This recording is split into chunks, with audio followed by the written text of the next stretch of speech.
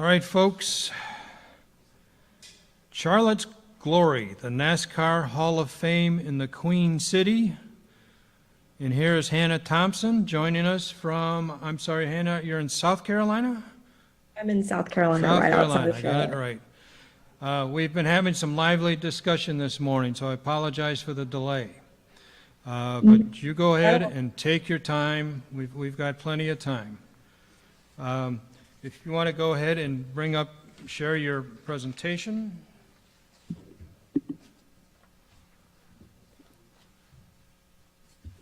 Okay, and there we go. We're all set, Hannah. We've got your full screen presentation in front of us here in the hall. Thank you. All right, perfect. Well, first I'd like to start by saying thank you to everyone in Watkins Glen who made it possible for this symposium and this opportunity to present to you from Zoom. So it was race day in 1960. The newly built Charlotte Motor Speedway was beginning to spring to life. Andy Thompson made his way to the pits with his paint cart in tow. He was there to paint the drivers' names and sponsorships onto their stock cars. As a sign painter for Coca-Cola Consolidated in Charlotte, North Carolina by trade, Thompson entered the automobile racing circuit as both an artist and a race fan. As his reputation grew at the track, so did the number of cars he lettered on race day. Bobby Isaac, Buck and Buddy Baker, Fireball Roberts, and Wendell Scott were all names intimately familiar to Thompson, as his personal photos and accounts document. Thompson's artistry was only one of many ties NASCAR had to the city of Charlotte, also known as the Queen City, and his legacy of painting race cars continues to live on through those cars on display in the Glory Road exhibit at the NASCAR Hall of Fame located in the Queen City. Andy Thompson, my grandfather, was one of the thousands of people in the Charlotte area who helped establish the National Association for Stock Car Auto Racing, NASCAR, and whose lives anchored the sport in the city that would become home to its Hall of Fame a half-century later. Despite its role in the development of Charlotte and in the lives of individuals like Thompson, NASCAR has attracted surprisingly limited attention from academic historians. Most of the literature written about the sport focuses on its origins from bootlegging, the illegal production, distribution, and sale of alcohol during the Prohibition era, or early organized racing efforts. In contrast, there is little scholarship that examines the relationship between Charlotte and NASCAR specifically, with primarily local historians such as Tom Hinchett or Heather A. Smith even briefly investigating the relationship.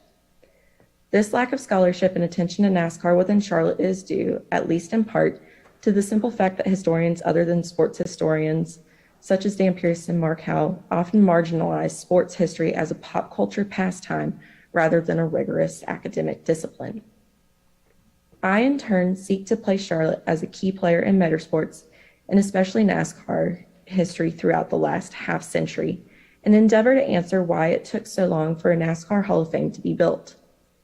Charlotte's geography was a significant factor in the Queen City becoming a major racing hub, both through its positioning in the United States and through the abundant red clay in the Piedmont area. This geography factor, in combination with Charlotte's growing economic and cultural standing throughout the second half of the 20th century, led to NASCAR adopting Charlotte as an unofficial racing hub by 1965, as well as NASCAR executives eventually choosing Charlotte to house the NASCAR Hall of Fame in the early 2000s, solidifying the role of Charlotte in racing and NASCAR history. The NASCAR Hall of Fame's position alone testifies to Charlotte's impact on the racing industry and the racing industry's effect on Charlotte, as the Queen City itself, headed by Mayor Pat McCrory at the time, was the group lobbying the hardest for the Hall's seat in Charlotte. The Hall in Charlotte is the only Hall of Fame completely devoted to and licensed by NASCAR. Other Halls of Fame devote themselves to motorsports in general, though they may discuss NASCAR. Additionally, the NASCAR Hall of Fame is the only Hall of Fame located in Charlotte, further speaking to the importance of the motorsports industry to the Queen City. So Charlotte and the state of North Carolina have been dubbed NASCAR Valley by many motorsports fans, journalists, and historians alike. With over 90% of NASCAR teams, as well as pivotal manufacturers such as Holman Moody, located within the greater Charlotte metropolitan area, it's safe to say that Charlotte is the beating heart of NASCAR. Now, as a crash course for those who are unfamiliar with why Charlotte in particular houses the majority of race teams, it mostly comes back to geography. When tracks were still dirt and races were just beginning to be sanctioned by one governing body, it was necessary to have red clay. This particular clay was perfect for motorsports as it compacts down into a hard, slick surface that didn't allow vehicles to sink like the sandy white clay to the east or the black spongy clay to the west. It also allowed for drivers to take turns at faster speeds. Red clay can only be found in a small portion of the country, specifically in the Piedmont that runs through some of the eastern states, primarily Georgia, the Carolinas, and Virginia. Once NASCAR was founded in 1947, it was only natural for teams and parts manufacturers to congregate in one city. Daytona Beach, where NASCAR's executive offices are located, was too small and not central enough for teams to travel around the country easily for races. Auto racing was already a distinctly southern sport due to the abundant red clay, and it was therefore not likely for NASCAR Valley to settle outside of the Piedmont. Charlotte is directly in the center of the eastern seaboard, equidistant between New York City and Miami, and houses 53% of the nation's population within 650 miles. By the 1980s, Charlotte Douglas International Airport had grown into a large, bustling hub. Coupled with the numerous major interstates and highways through and around the Queen City, teams had no issues traveling for races, and it was easy to have parts shipped if the manufacturer wasn't already located in the metropolitan area. There's one more tiny detail that caused Charlotte to unofficially become the heart of NASCAR. Atlanta, which was the original unofficial center of NASCAR, made NASCAR leadership, drivers, and fans angry when Atlanta leadership decided to censor who could race at the city-owned raceway in the late 1940s. In retaliation, NASCAR packed up and made its way to Charlotte, which had fewer qualms about having a stereotypically lower working class population join it, but more on that in a moment. Already a larger mill-centered city, Charlotte did not become a banking center, the second largest in the country and majority middle and upper class until the 1980s, after NASCAR Valley had already been well established. NASCAR is one of the largest industries in North Carolina, despite not being a highly promoted sport by the general public in Charlotte. The greater Charlotte region and Carolinas in general have hosted some of the largest races on the NASCAR Strictly Stock Series calendar and have produced some of the largest sponsors and players in the sport.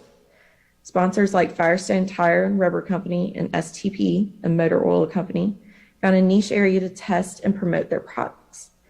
NASCAR was able to create hundreds of jobs through the creation of more and more teams, while being able to put hundreds of thousands of dollars of revenue into local economies each race weekend. Many former NASCAR pros like Rick Hendrick also eventually make their way to owning car dealerships in the Charlotte area, furthering the economic impact to the area.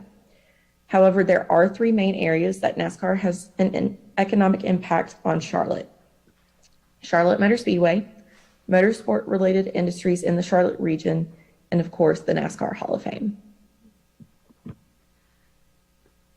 On May 11th, 2010, the NASCAR Hall of Fame opened its doors to the public for the first time.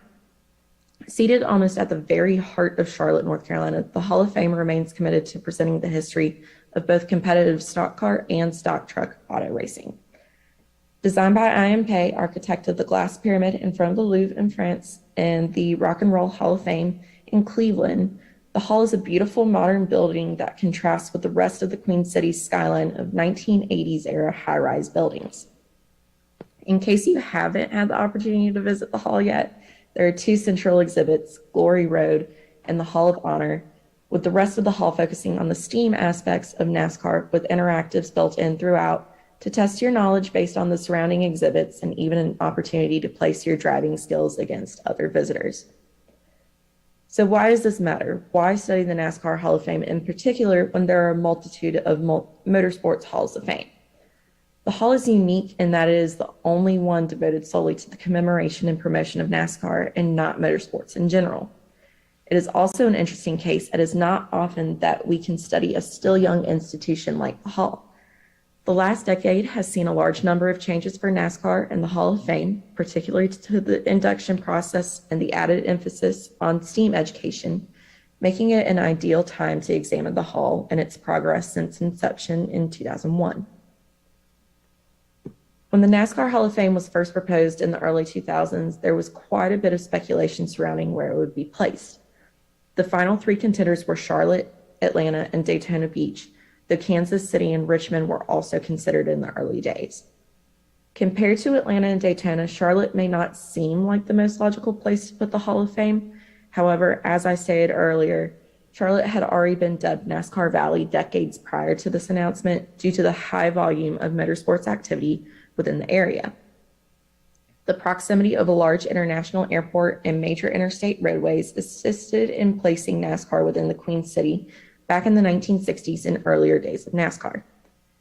A 2006 New York Times article noted that Brian France, the chairman of NASCAR at the time, had stated both Atlanta and Charlotte were ideal for the Hall, but never mentioned Daytona Beach, most likely due to its limited fan traffic and being off the beaten path, despite being the cradle of the NASCAR organization and within driving distance of other Florida attractions, therefore leaving Atlanta and Charlotte as the last two possible locations for the Hall. However, noted motorsports and NASCAR historian Dan Pierce claims that Atlanta lost the bid for the Hall in 1945 before a Hall of Fame was even imagined.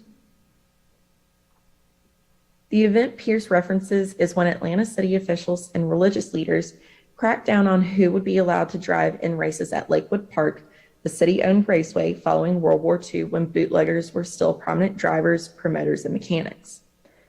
Additionally, the Atlanta middle class were trying to distance themselves from anything reminiscent of the Southern reputation of being poverty-stricken and majority working-class population.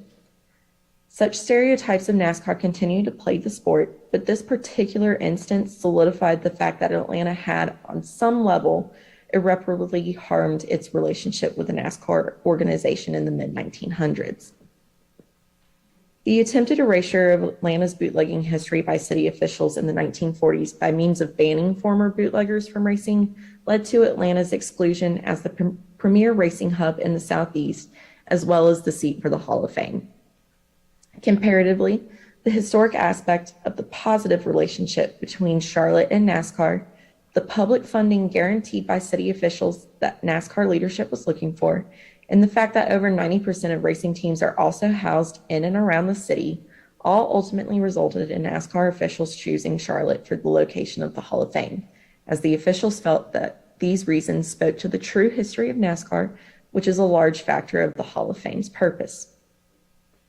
One of the largest factors in choosing a final location for the Hall was which city had the sustainability for the Hall 15, 20, 35 years down the road. All three final contenders had the potential for that sustainability, making them all viable options. However, Atlanta and Charlotte have a slightly higher ability to support the Hall long-term, as they constantly see new construction and new attractions that draw visitors from all over. The majority of fans interviewed at the 2006 Daytona 500 even said they would prefer Charlotte of the three contenders to have the Hall, mainly due to the number of race shops in the area. Luckily for those particular fans and for Charlotte, the Queen City was chosen by NASCAR leadership later in 2006. The city of Charlotte owns the Hall, and the Charlotte Regional Visitors Authority, not NASCAR, runs it. While NASCAR does not receive any of the Hall's direct revenue, there were major benefits to the Queen City owning and operating the Hall.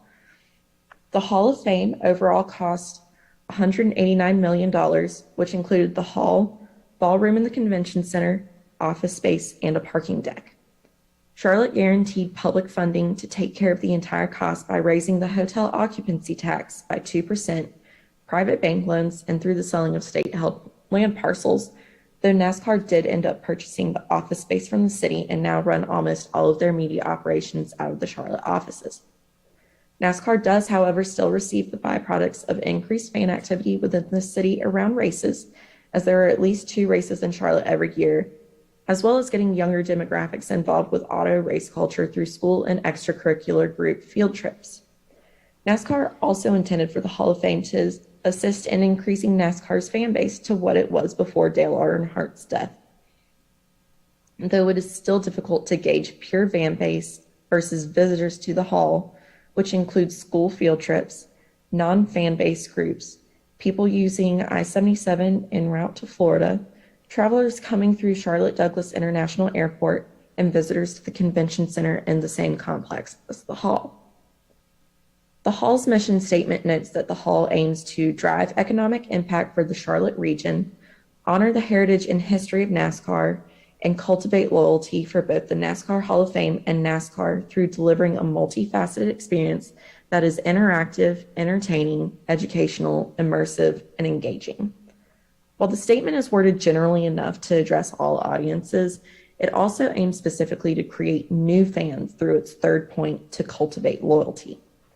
NASCAR fan numbers have decreased for a number of reasons, including other, more diverse ways of spending leisure time, growing costs of fuel, lodging, and accommodations, and an aging fan base. Additionally, the tragedy of Earnhardt's death in 2001, as well as other superstar drivers' retirements, caused the fan base to decline after its peak in 2005. The Hall of Fame attempts to supplement the fan base by appealing to those demographics typically not found within the sports fan base.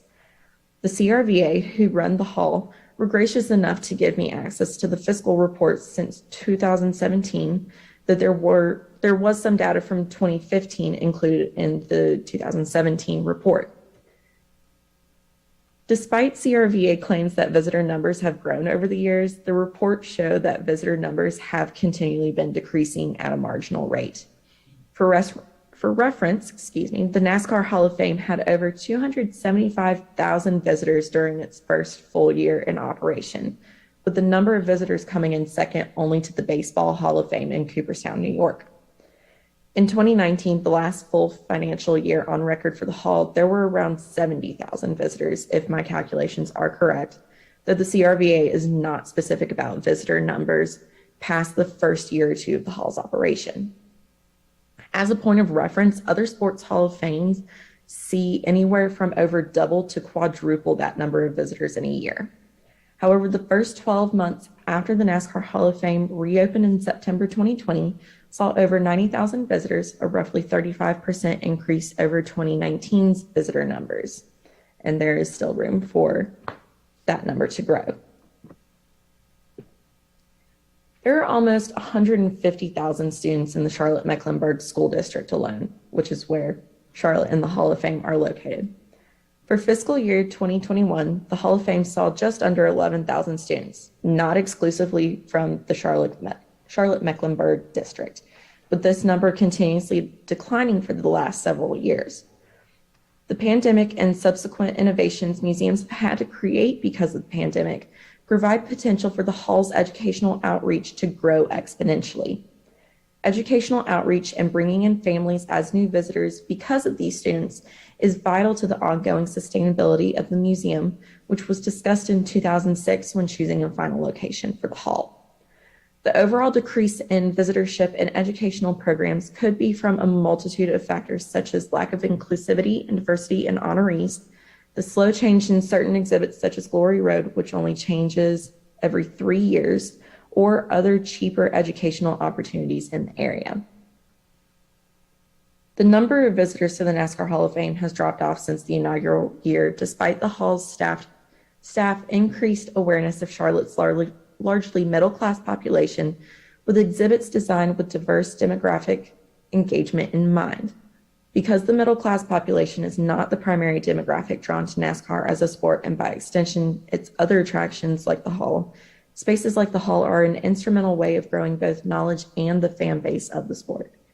More traditional NASCAR forums like Charlotte Motor Speedway are still a large factor of the economic and cultural impacts of motorsports on Charlotte, but the Hall of Fame reaches demographics that would not feel quite at home at the Speedway due to stereotypes surrounding the sport as a white, Southern, and lower class sport, continuing the original narrative of NASCAR as a working class sport.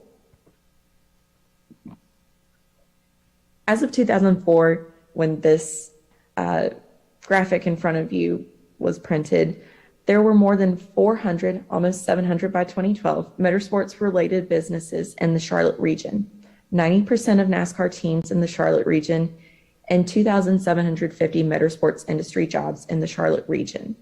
And then there were over 20,000 by 2012, exemplifying exponential growth of the motorsports industry in the Queen City. The majority of these are located in Mooresville and Concord areas where teams are located.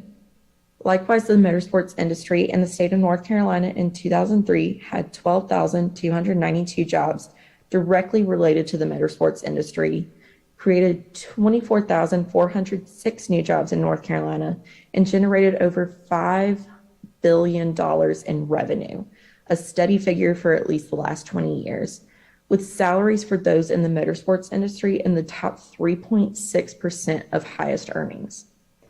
As the exponential growth of job opportunities in the industry continues to rise, so does the concentration of motorsports businesses within the Charlotte area. Despite this clipping before you being almost 20 years old, there is still a high concentration of motorsports-related businesses, including NASCAR-specific businesses and teams in the same general areas. Some of the teams have moved since 2004, though others have moved into the Charlotte area since. Over the last 5 years, the economic impact of the hall was at a high with $72 million for the Charlotte area and $39.1 million in direct spending. As of 2019, the museum had a roughly $58.3 million economic impact on the city, with visitors traveling an average of 564 miles to get to the city. In addition, visitors averaged a 3-day overnight trip, with approximately 37% of visitors coming to Charlotte with the primary intention of visiting the hall. These visitors also averaged an expenditure of $830 per party in the city. Both the direct and indirect economic impact of the hall and motorsports have decreased in recent years. While there is not a singular reason for this, the pandemic hit every industry, including sports and especially manufacturing, hard. The next few years will hopefully see a rise in the economic impact in the Charlotte area, as well as increased visitors and educational outreach, and we can get the numbers back up to what they were at the height in 2018. The impact of the motorsports industry is still astounding and makes one question why native Charlotteans do not laud NASCAR as much as other sports like the Panthers football team or the Hornets basketball team, while city leadership and media do. Part of the answer is the negative connotations and stereotypes surrounding auto racing and its origins, while another is that there are simply other and potentially more engaging ways to utilize leisure time than there were when NASCAR started. The Hall of Fame seeks to remedy these issues by engaging demographics other than those typically associated with NASCAR, by reworking the traditional auto racing and NASCAR narratives through focusing on STEAM aspects of the sport rather than making the Hall all about NASCAR's history. The continuing issue, however, is convincing enough non-fans to visit the hall and promote NASCAR as just as fun and engaging as other sports like football or baseball. Back to our question of why did it take NASCAR so long to create a Hall of Fame for itself? Unfortunately, there's not one perfect answer that I have been able to find. NASCAR has been represented heavily in other Halls of Fame, such as the International Motorsports Hall of Fame in Talladega, and a vast majority of team shops have their own mini museums attached that fans are welcome to visit throughout the year. It's also possible that fans were so accustomed to having a dominant oral tradition in honoring their racing heroes and saw no real need for a specific place to laud them. The Hall of Fame, however, has provided a welcoming space for fans and non-fans alike to learn about the STEAM aspects of NASCAR and motorsports in a more general sense. It's also provided a space for teams to hold press conferences, unveilings, and other soirees, with the hall hosting over 300 events every year. Has the hall lived up to its 10-year expectations? Yes and no. It's difficult to gauge success, though, when 2 years of its very short history have been odd because of the global pandemic. The next 10 years and how the hall continues to evolve will really show the long-term sustainability of a NASCAR Hall of Fame and whether Charlotte was indeed the best choice in location. How the hall chooses to evolve following the COVID-19 pandemic and major social movements such as the Black Lives Matter and Me Too movements that focus on inclusivity and diversity will also determine the Hall's future success as a major sports Hall of Fame. And that is it. Thank you very much.